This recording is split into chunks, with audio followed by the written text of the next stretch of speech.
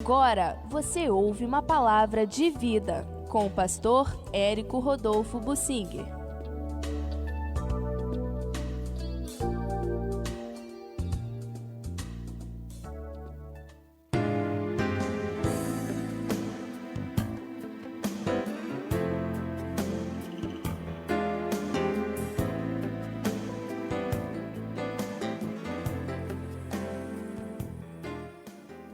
Entendendo que buscar a Deus e obedecer faz diferença. Vamos procurar entender isto. O que o Senhor quer com o Evangelho é despertar fé nas pessoas para a obediência. Hoje o Evangelho é pregado no Brasil para despertar a fé para interesses materiais e a pessoa melhorar de vida, e não para viver uma vida cristã de obediência. Ninguém quer ser discípulo obediente, submisso, fiel. Querem ser crentes abençoados, principalmente com dinheiro e bênçãos materiais. Isso é o que é pregado e crido nas igrejas. Na verdade, o objetivo da fé é para despertar a obediência. Fé para obedecer, não fé para se fazer, para receber, para se abençoar materialmente. Fé para obedecer e ser um cristão, um missionário. Não há proveito para o reino de Deus em uma pessoa aceitar a Jesus e não obedecer e ser um crente acomodado na igreja. Não há proveito. O objetivo da pregação do Evangelho é para que a pessoa siga a Jesus, seja um discípulo, obedeça e um propagador do Evangelho. A maioria dos crentes não é, são acomodados. Então vem a ira de Deus para despertar e sacudir. Deus quer que o seu povo seja despertado. Isso Deus faz de várias maneiras, trazendo exemplos bíblicos, são irrefutáveis, e exemplos no nosso meio, entre nós, de pessoas que buscam a Deus com sinceridade.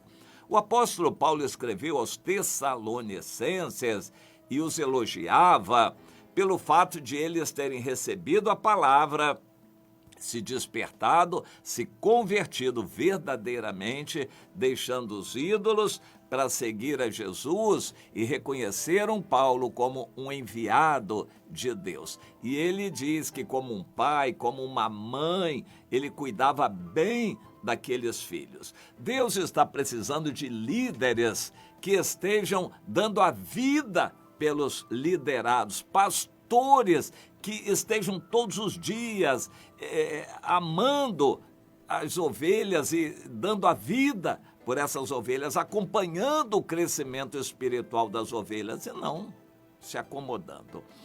Deus quer exemplos e Ele toca em cada um de nós para nós sermos um exemplo. Ele diz, meu pai trabalha até agora e eu trabalho também. Foi o que Jesus falou, meu pai trabalha até agora e eu trabalho também. Aqui não é lugar de descanso, nós estamos aqui para remir o tempo, aproveitando as oportunidades, correndo para a edificação de irmãos e buscar os que se afastaram, recuperar os que se acomodaram, levantar os que caíram e socorrer os que estão em dúvida, para trazê-los para o fogo, para o reino de Deus. Esse é o trabalho incessante que Deus quer para os líderes que Ele levanta. Na verdade, para todos os cristãos.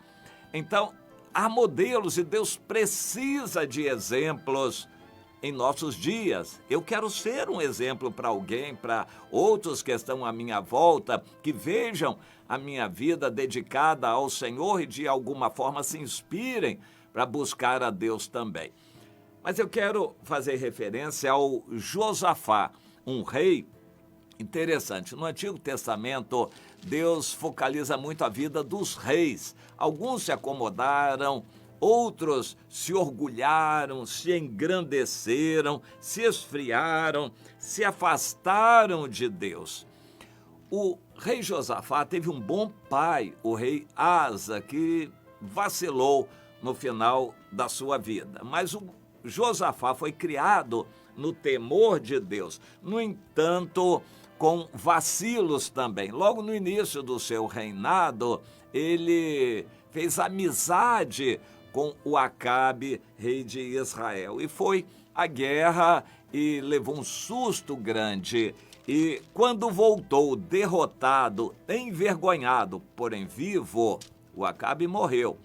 O Josafá voltou vivo daquela guerra. Um profeta chamado Jeú, filho de Anani, saiu ao encontro dele e lhe disse, da parte de Deus: devias tu ajudar ao perverso e amar aqueles que aborrecem o Senhor?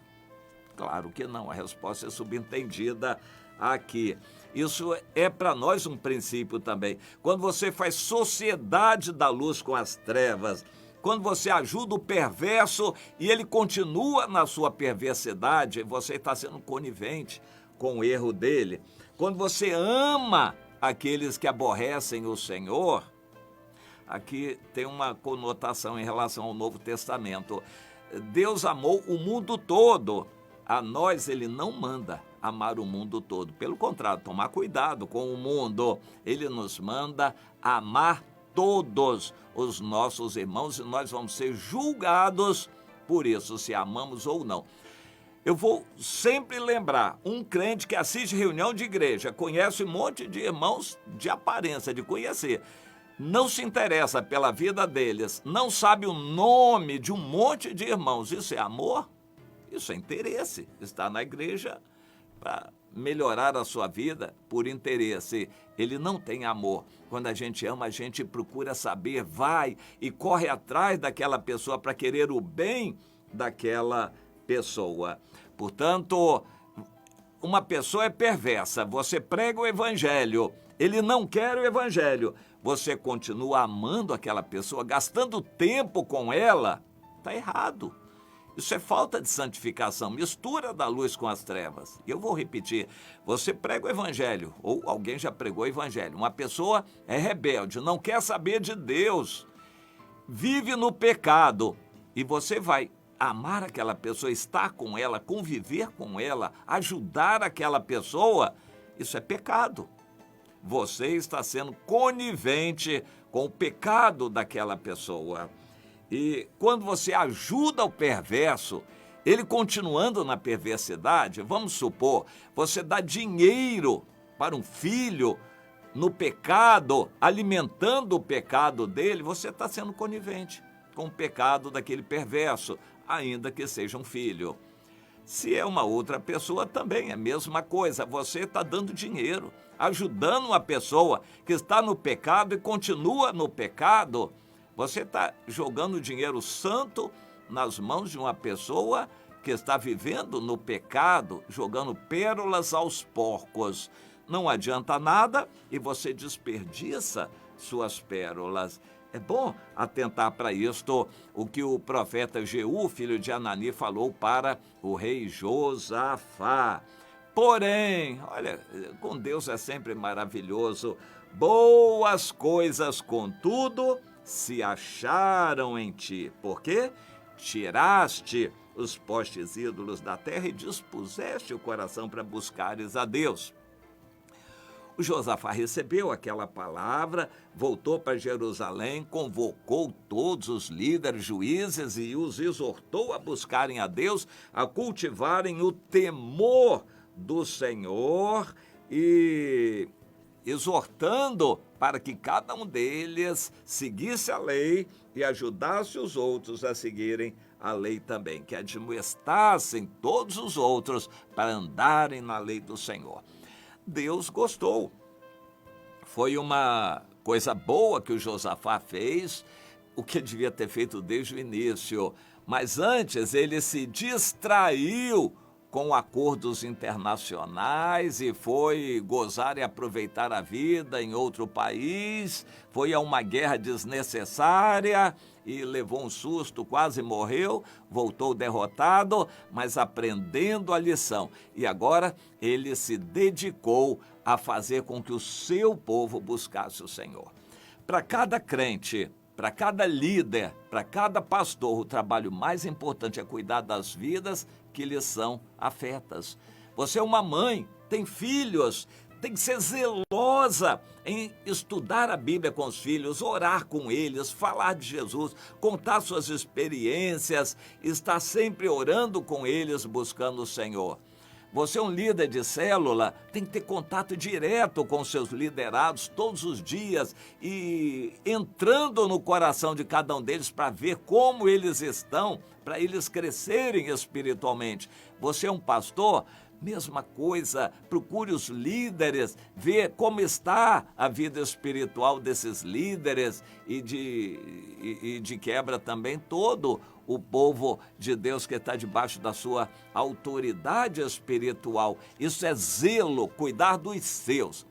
O que acontece é que muitos líderes, por vaidade pessoal, querem promover eventos, convidam outras igrejas e querem ganhar pessoas e contar prosa, contar vantagem de que ganharam uma, ganharam duas pessoas. Eles não contam que perderam meia dúzia, que já uns 10 estão longe da igreja. Isso eles não contam. Eles contam que ganharam uma, ganharam duas pessoas novas, estão evangelizando a terceira.